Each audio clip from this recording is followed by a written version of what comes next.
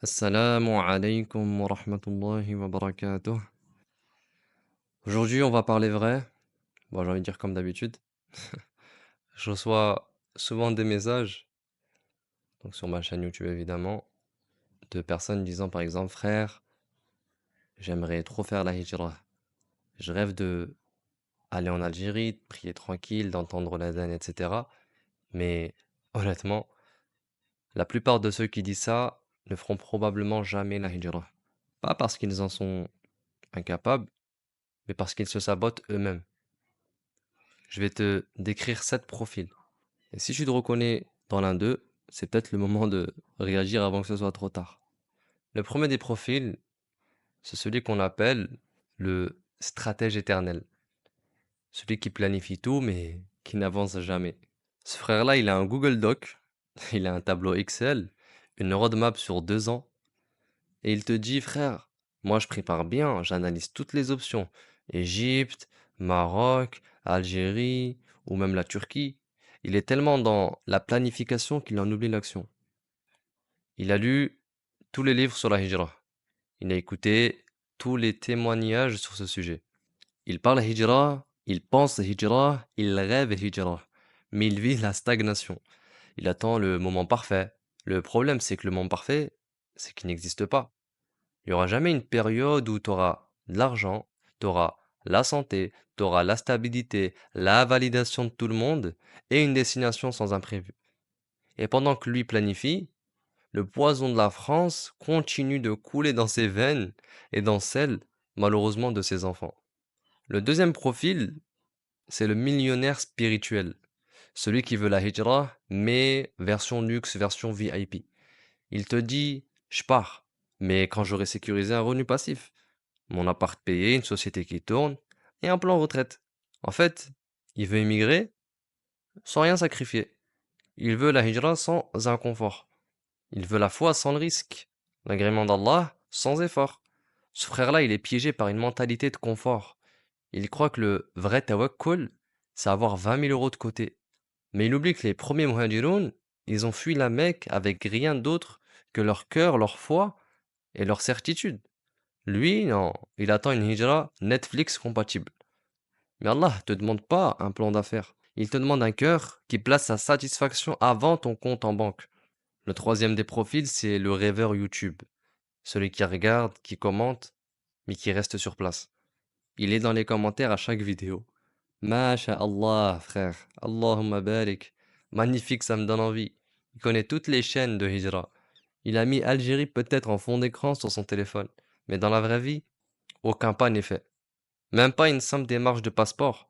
Ce frère-là, il est dans l'illusion d'agir. Il croit que ressentir, c'est agir.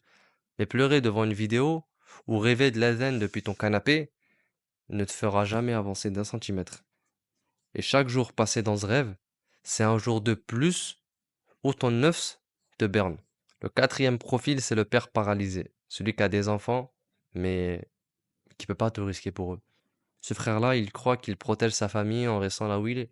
Il te dit, c'est compliqué, frère. J'ai un appart ici, une école pour les petits, une routine.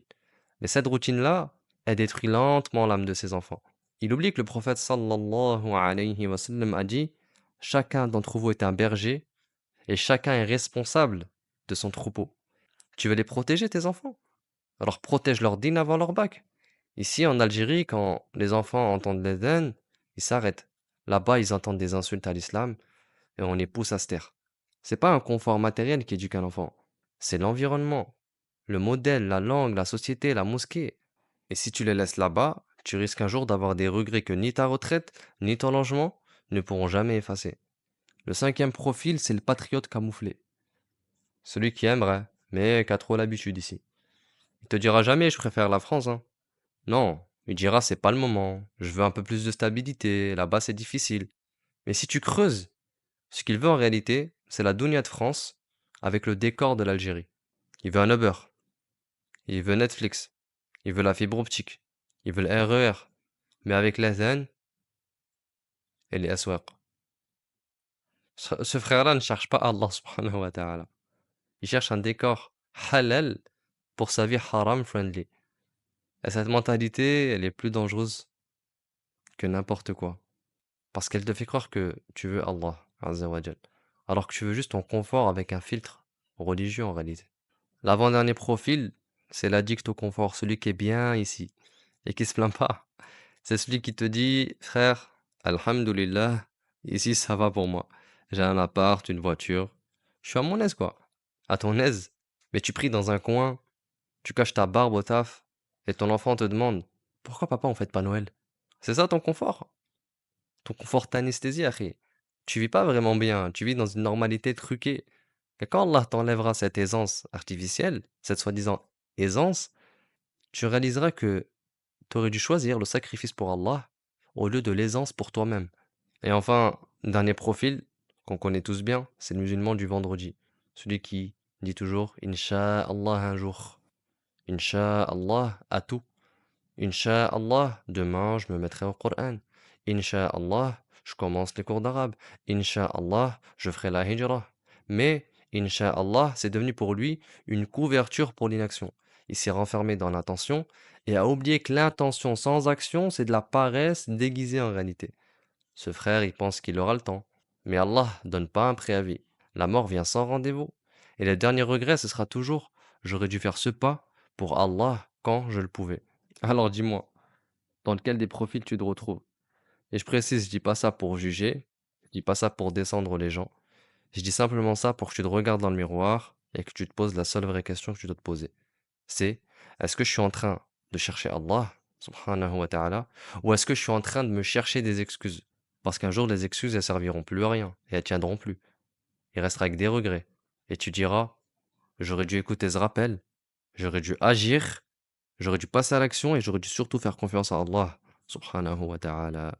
En tout cas, si tu veux franchir le cap de la hijra, si tu veux poser des questions, ou simplement me dire, frère, tu m'as réveillé, j'espère, Inch'Allah ta'ala, que ça aurait été utile. Tu peux le faire, bien évidemment, dans les commentaires ou m'envoyer un mail si tu veux une conversation un peu plus privée. Et en mail, c'est pour les hommes, bien évidemment. Même les commentaires, j'évite de répondre aux femmes, bien que je vois leurs commentaires, évidemment. Et en tout cas, voilà, surtout partage cette vidéo à un frère ou une sœur qui est encore en train d'hésiter. Peut-être que, je l'espère, par la grâce d'Allah, ça va lui sauver sa foi.